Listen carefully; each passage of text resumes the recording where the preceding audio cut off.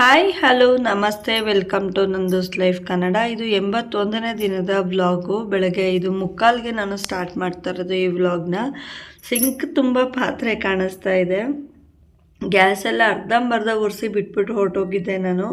ನಂಗೆ ಸಿಕ್ಕಾಪಟ್ಟೆ ನಿದ್ದೆ ಬರ್ತಾಯಿತ್ತು. ಯಾಕೆ ಅಂದರೆ ಹಾಸ್ಪಿಟಲೆಲ್ಲ ಸುತ್ತಾಡಿಕೊಂಡು ಮಾತ್ರೆಗಳಿಗೆಲ್ಲ ವೆಯ್ಟ್ ಮಾಡಿ ಅಲ್ಲಿಂದ ಬಂದು ಮತ್ತು ಅಡುಗೆ ಮಾಡಿ ನೈಟ್ಗೂ ಅಡುಗೆ ಮಾಡಿ ಊಟ ಮಾಡೋಷ್ಟ್ರೊಳಗಾಗಿ ನನಗೆ ಸುಸ್ತಾಗೋಯಿತು. ಇನ್ನು ಆ್ಯಸ್ ಯೂಶುವಲ್ ನಾನು ಮಲ್ಗೋಕ್ಕೂ ಮುಂಚೆ ವೀಡಿಯೋನ ರೆಡಿ ಮಾಡ್ಕೊಂಡಿರ್ತೀನಿ. ಯಾಕಂದರೆ ಬೆಳಗ್ಗೆ ನನಗೆ ಅಷ್ಟೊಂದು ಟೈಮ್ ಇರೋದಿಲ್ಲ. ಸೊ ನಾನು ಹೋಟೆಲ್ ಕೆಲಸದಲ್ಲೇ ಬ್ಯುಸಿ ಆಗಿರ್ತೀನಿ. ಆವಾಗ ಮತ್ತೆ ನನಗೆ ಕಷ್ಟ ಆಗುತ್ತೆ ಅಂತ ಹೇಳಿಬಿಟ್ಟು ಮಲ್ಗೋಕ್ಕೂ ಮುಂಚೆ ಫುಲ್ಲು ವೀಡಿಯೋಸ್ನ ರೆಡಿ ಮಾಡ್ಕೋತೀನಿ. ಆ್ಯಂಡ್ ಇನ್ನೊಂದೇನಪ್ಪ ಅಂದರೆ ಸ್ಪೆಸಿಫಿಕ್ಕಾಗಿ ನನ್ನ ಕೆಲಸ ಎಲ್ಲ ಮುಗಿಸ್ಕೊಂಡು ಎಷ್ಟು ವೀಡಿಯೋಸಿಗೆ ಬೇಕೋ ಅಷ್ಟು ಕೆಲಸ ಮುಗಿಸಿ ಇನ್ನೂ ಇರೋ ಕೆಲಸನ ಆಮೇಲೆ ಮಾಡ್ಕೊಂಡಂತೇಳಿ ವಿಡಿಯೋನ ನಾನು ಮಾಡಿಕೊಂಡು ಒಂದು ಅಪ್ಲೋಡ್ಗೆ ಕೊಟ್ಬಿಟ್ಟು ಆಮೇಲೆ ನಾನು ಮಿಕ್ಕಿದ ಕೆಲಸ ಮಾಡೋಕ್ಕೆ ಹೋಗ್ತೀನಿ. ಯಾಕೆ ಅಂದರೆ ನಾನು ಮಲ್ಗೋಷ್ಟ್ರೊಳಗಾಗಿ ಇದು ಡೌನ್ಲೋಡ್ ಆದರೆ ಆಫ್ ಮಾಡಿಬಿಟ್ಟು ಇಲ್ಲ ಯೂಟ್ಯೂಬ್ಗೆ ಅಪ್ಲೋಡ್ಗೆ ಅಂತ ಹಾಕಿಬಿಟ್ಟು ಟೈಮಿಂಗ್ ಸೆಟ್ ಮಾಡಿ ಬಿಡ್ಬೋದಲ್ವ. ನೈಟೆಲ್ಲ ಅದ್ರ ಪಾಡ್ಗದು ಅಪ್ಲೋಡ್ ಆಗುತ್ತೆ ಅನ್ನೋ ಒಂದು ಇಂಟೆನ್ಷನ್ನು. ಸೊ ಇನ್ನು ನನ್ನ ವಿಡಿಯೋ ಎಲ್ಲ ಇದು ಮಾಡ್ಕೋಬೇಕಾಗಿತ್ತು. ಬೆಳಗ್ಗೆ 5:45ಗೆ ನಾನು ಎದ್ದು ಹೋಗಿ ಪಾತ್ರೆ ಎಲ್ಲ ಜೋಡಿಸಿ ಗ್ಯಾಸ್ ಎಲ್ಲ ಕ್ಲೀನ್ ಮಾಡಿಕೊಂಡು ಪಾತ್ರೆ ಉಜ್ಜೋದಕ್ಕೆ ಅಂತ ಸ್ಟಾರ್ಟ್ ಮಾಡಿದೆ. ಇನ್ನು ಆಚೆ ಹೋಗಿ ನೀರು ಹಾಕಬೇಕು, ರಂಗೋಲಿ ಹಾಕಬೇಕು, ಅದು ಕೆಲಸ. ಹೋಟೆಲ್ಲು ಇಡೋಣ ಅಂತ ಅಂದ್ಕೊಂಡ್ವಿ. ಬಟ್ ನನಗೆ ಒಂದು ಕಡೆ ಲೀವ್ ಹಾಕಿದ್ರೆ ಸಾಕಾಗಿದ್ದಪ್ಪ, ಯಾರು ಇವತ್ತು ಹೋಗೋರು ಅಂತ ಅನ್ನೋಷ್ಟು ಮಟ್ಟದಲ್ಲೂ ಇದ್ದೆ. ಬಟ್ ಒಂದಿನ ಕೂಡ ಲೀವ್ ಹಾಕೋಕ್ಕಾಗೋದಿಲ್ಲ. ಲೀವ್ ಹಾಕಿದ್ರೆ ನಮ್ಮ ಕಸ್ಟಮರ್ಸ್ ನಮ್ಮ ಕೈ ಬಿಟ್ಟು ಹೋಗ್ತಾರೆ ಅನ್ನೋ ಒಂದು ನಮಗೆ ಇದಿದೆ. ಸೊ ಹಾಗಾಗಿ ಎಷ್ಟೇ ಕಷ್ಟ ಆಗಲಿ, ಯಾರಿರಲಿ ಇಲ್ದ ಹೋಗಲಿ, ನಮ್ಮ ಕೆಲಸನ ನಾವು ಮಾಡ್ಕೊಳ್ಬೇಕಲ್ವ. ಸೊ ಈ ಬ್ಲಾಗ್ ಪೂರ್ತಿ ನನ್ನ ವರ್ಕ್ ವ್ಲಾಗೇ ಆಗಿರುತ್ತೆ. ಸೊ ಇವತ್ತಿನ ನಾನು ಹೇಳಕ್ಕೆ ಬಂದಿರೋದೇನು ಅಂದರೆ, ಒಂದು ಗೋಣಿ ಚೀಲ ಇದ್ದಂಗೆ ಚೆನ್ನಾಗಿರ್ಬೇಕಾದ್ರೆ ಎಲ್ಲರೂ ಅದನ್ನು ಒಪ್ಕೋತಾರೆ. ಹಾಗೆ ಅದನ್ನ ಕಟ್ಟಿ ಅಟ್ಟಕ್ಕೂ ಏರಿಸ್ತಾರೆ. ಅದೇ ಒಂದು ಚೂರು ಗೋಣಿ ಅರ್ಧೋಗಿದೆ ಅಂದರೆ ತೆಗೆದ್ಬಿಟ್ಟು ಕಾಲು ಕೆಳಗೆ ಹಾಕ್ಕೊತಾರೆ. ಇದು ಎಷ್ಟು ಚೆಂದಾಗಿದೆ ಅಲ್ವಾ ಮಾತು. ನಿಜಾನೇ ನಮ್ಮ ಜೀವನ ಕೂಡ ನಡೀತಿರೋದು ಹಾಗೇ. ಇನ್ನು ಮಧ್ಯಾಹ್ನ ನಾನು ಸ್ವಲ್ಪ ಎಣ್ಣೆ ಹಾಕಿ ಬದನೆಕಾಯಿ ತಂದಿದ್ದೆ ಮತ್ತು ಸ್ವಲ್ಪ ಬೆಳಗ್ಗೆ. ಸೊ ಅದನ್ನು ಮಸಾಲೆ ಮಾಡೋಣ ಅಂತ ಹೇಳಿ ಪ್ಲ್ಯಾನ್ ಮಾಡಿದೆ. ಇನ್ನು ಈರುಳ್ಳಿ, ಬೆಳ್ಳುಳ್ಳಿ, ಕೊಬ್ಬರಿ, ಕಡಲೆಪಪ್ಪು, ಚಕ್ಕೆ, ಲವಂಗ, ಮೆಣಸು, ಶುಂಠಿ ಇಷ್ಟನ್ನು ಹಾಕಿ ಚೆನ್ನಾಗಿ ಫ್ರೈ ಮಾಡಿಕೊಂಡು ಮಸಾಲೆ ರೆಡಿ ಮಾಡಿಕೊಂಡೆ. ಇನ್ನು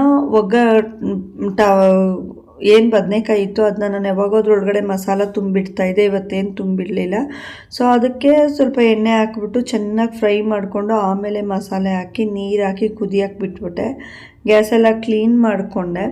ಇನ್ನು ಉಜ್ಜಿದ ಪಾತ್ರೆ ಎಲ್ಲ ಜೋಡಿಸ್ಬಿಟ್ಟು ಇನ್ನಷ್ಟು ಉಜ್ಜಿದೆ. ಮುದ್ದೆಗಿಡಬೇಕಾಗಿತ್ತು, ಮುದ್ದೆಗಿಟ್ಟೆ. ಸಾಂಬಾರು ಬಿಸಿ ಇಟ್ಕೊಂಡಿದ್ದೆ. ಇನ್ನು ಆಚೆ ಎಲ್ಲ ಅತ್ತೆ ಇತ್ತು. ಇನ್ನೊಂದು ಟ್ರಿಪ್ಪು ಗ್ಯಾಸೆಲ್ಲ ಕ್ಲೀನ್ ಮಾಡಿಬಿಟ್ಟು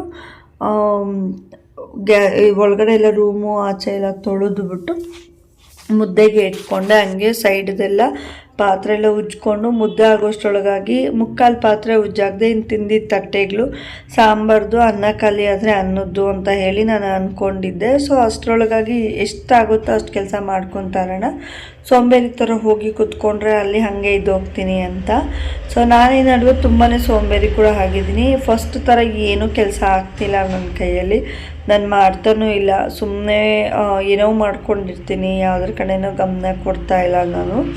ಹಾಗೆ ಗೋಣಿ ಚೀಲ ಒಂದು ಸುಂದರವಾಗಿರೋದೊಂದು ಇದು ಅಂತ ಯಾಕೆ ಹೇಳಿದೆ ಅಂದರೆ, ಅದು ಅವರಲ್ಲಿ ಹೇಳಿರೋ ಮಾತು ಎಷ್ಟು ಚೆಂದ ಇದೆ ಅಂದರೆ, ಹಾಗೆ ಎಷ್ಟು ನಮಗೆ ಅದು ಬೆನಿಫಿಟ್ ಇದೆ, ಅದರಿಂದ ನಾವು ಏನೆಲ್ಲ ನಮಗೆ ಇದಾಗುತ್ತೆ ಅಂದರೆ.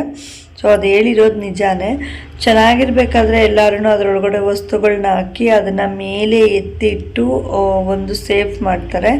ಅದೇ ನಮಗೇನಾದರೂ ಸ್ವಲ್ಪ ಹೆಚ್ಚು ಕಡಿಮೆ ಆಗಿದೆ, ನಾವು ಸ್ವಲ್ಪ ಯಾವುದೇ ರೀತಿ ಇದರಲ್ಲಿಲ್ಲ ಅಂದಾಗ ಏನಾಗುತ್ತೆ, ನಮ್ಮನ್ನು ಕಾಲು ಕೆಳಗೆ ಹಾಕ್ಕೊಂಡು ಹೆಂಗೆ ತುಳಿತಾರೆ ಹಾಗೇ ನಮ್ಮ ಜೀವನನೂ ಕೂಡ ತುಳಿದಾಕ್ತಾರೆ. ನಮ್ಮ ಲೈಫನ್ನು ಉದ್ಧಾರ ಅಂತೂ ಆಗಕ್ಕೆ ಬಿಡೋದಿಲ್ಲ.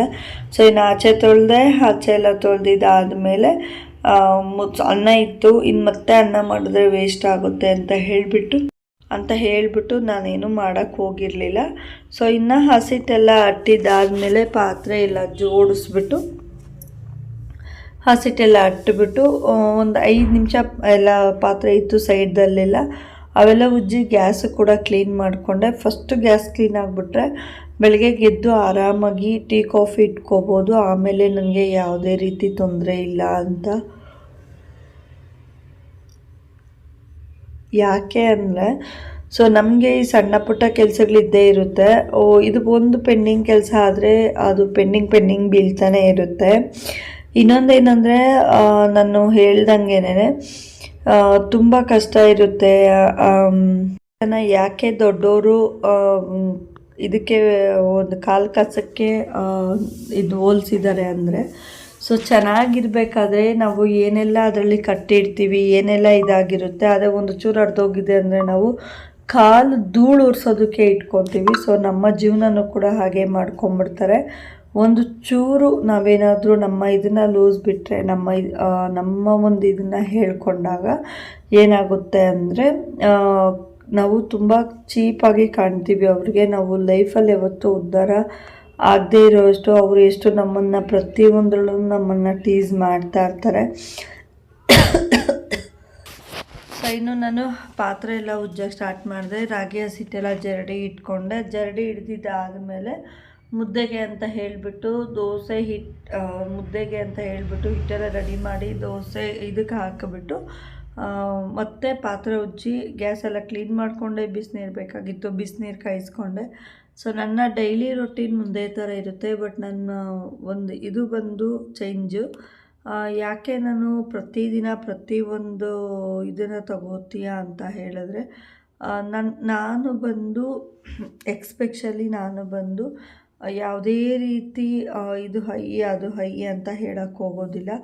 ಅವ್ರವ್ರ ಕಷ್ಟ ಅವ್ರವ್ರಿಗೆ ಗೊತ್ತಿರುತ್ತೆ. ಆ್ಯಂಡ್ ಹೆಣ್ಮಕ್ಳನ್ನ ಕೀಳಾಗಿ ನೋಡೋರು, ತಂದೆ ತಾಯಿನ ಕೀಳಾಗಿ ನೋಡೋರು, ಇವರೆಲ್ಲರೂ ಒಂದು ಟೈಮ್ ಆದರೂ ಈ ವಿಡಿಯೋನ ನೋಡಲೇಬೇಕು. ಯಾಕೆ ಅಂದರೆ ಸೊ ಜೀವನದಲ್ಲಿ ಯಾವುದು ನಾವು ಅಂದ್ಕೊಂಡಂಗೆ ನಡೆಯೋದಿಲ್ಲ.